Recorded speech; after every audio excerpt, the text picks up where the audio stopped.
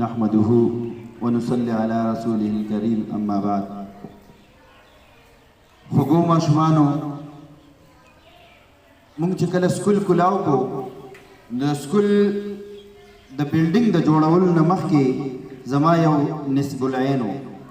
زما نصب العین دا و چې زه داسې یو پروډکټ هیومن پروډکټ د معاشرې له ورکمه چې هغه په معاشره کې خپل څه خدمات سره انجام کړي، معاشرې ته فایده ورسوي.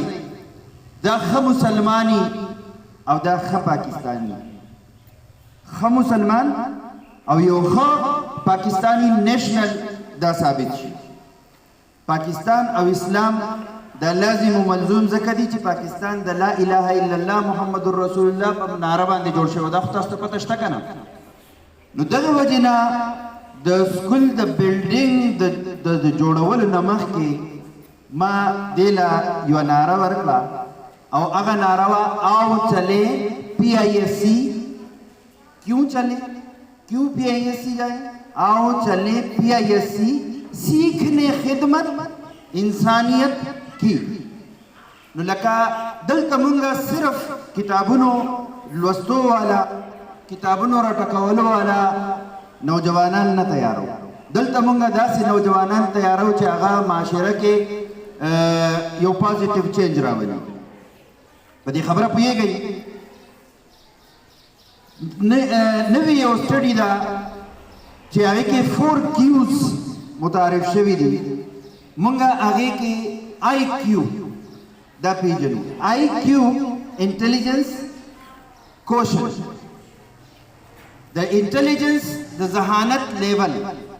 نو مونږ په خپله او ټول سکولونه او غونډه معاشره هغه د خپل بچي په آی کیو لیول زیاتولو باندې هغه کار کوي. آی کیو لیول زیاتولو باندې لکه د هغې ذهانت باندې کار کوي چې د دې ذهانت څونه زیات شي. زه کوشش کوم په اسانو الفاظو کې دا خبره تاسو ته دغه کوم، خو د دې سره سره ایموشنل کوشنټ دا مونږ یې کړی دی. ایموشنل کوشنټ دا دی چې مونږ خپل جذبات په قابو کې ساتو.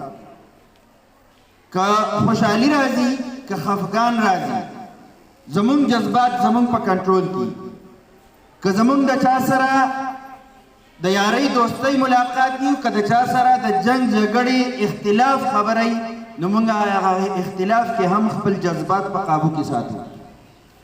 تاسو کې به ځینې ماشومان که هغه د پلارانو سره فیسبوک، اول خو زه تاسو ته نه ریکمنډ کوم، خو به هر حال که څوک ګوري یا چا اورېدلي، نو په دې فیسبوک باندې سوشل میډیا باندې دا غټ غټ خلک د یو بل سره لړایانې کوي. غټ غټ خلک یو بل پسې ډېرې لکه سپکې خبرې کوي. په لیډرانو پسې چې کوم دی هغه سپکې خبرې کوي، په ځای د دې چې د هغوی سره د رایې اختلاف وکړي، په ځای د دې چې په هغوی باندې تنقید وکړي، په هغوی پسې کنځلې کېږي، هغوی ته ډېرې بدې ردې ویلې کېږي. دا ایموشنل کوشن چې کوم دی د دې په دې باندې کار نه شوی.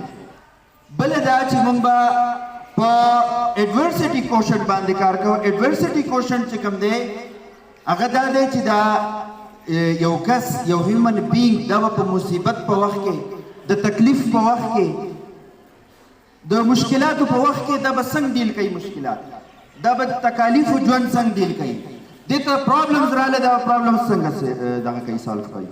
او د دې نه د ټول نه زیات چې کوم دی سوشل کوشن. سوشل کوشن چې کوم دی هغه دا دی چې په معاشره کې خپل ځان ایډجسټ کول، داسې یو نیټورک جوړول چې هغه د رشته دارانو نیټورک وي، هغه د دوستانو نیټورک وي، هغه د ښو خلکو نیټورک وي. نو د دې ټولو دا 4 کیوز کې آی کیو خو تاسو موږ ټولو ته معلوم دی. اوس ما درته ایموشنل کوشن، سوشل کوشن، ایډورسټي کوشن، دا به مونږه د دین په رڼا کې دا ټول هر څه د رسول الله صلی الله علیه وسلم په زندګۍ کې مونږ ته دا په اسوه حسنه کې دا مونږ ته تعلیمات راکړی شوي دي چې د مور او پلار سره به څنګه ډیلینګ کې. په قرآن شریف کې مونږ ته الله تعالی حکم کړی چې د مور او پلار ته به اوف اوف به ورته هم نه، او د هغوی دپاره به دعاګانې کوي.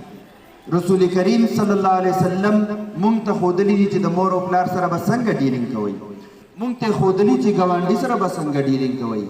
د ګاونډي وي چې څوک د چا د لاسه د چا د ضرر نه د چا د خولې نه ګاونډي چې کوم دی هغه نه په امان کې دا مسلمان نه دی دا زمونږ دین مونږ ته وایي زمونږ دین مونږ ته او بیا زمونږ دین مونږ ته دا هم وایي چې المسلم من سلم المسلمون من لسانه و یده مسلمان هغه دی چې د لاس او د خولې نه د ژبې نه بل مسلمان دا په امان کې او که د ژبې نه او د خولې نه او د لاسو نه بل مسلمان په امان کې نه دا مسلمان نه دی دا هر څه تعلیمات زمونږ په دین کې موجود دي موږ به انشاءالله په تاسو باندې د دې باندې به کار کوو ضروري نه ده چې د چا آی کیو لیول چې کوم دی هغه زیات تیز او دا ذهین ترین سټوډنټ وي دا ضروري نه ده هر څوک هغه شان ذهانت لیول د هغې نه څنګه چې د بل چا د هر چا ذهانت لیول د بل چا نه الګ الګ جدا جدا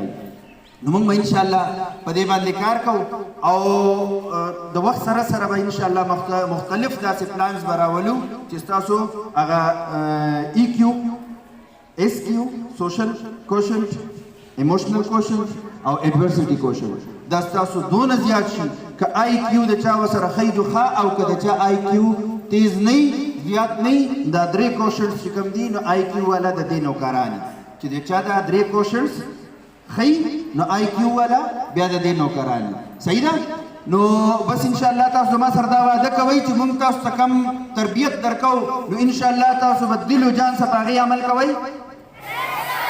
Thank you very much.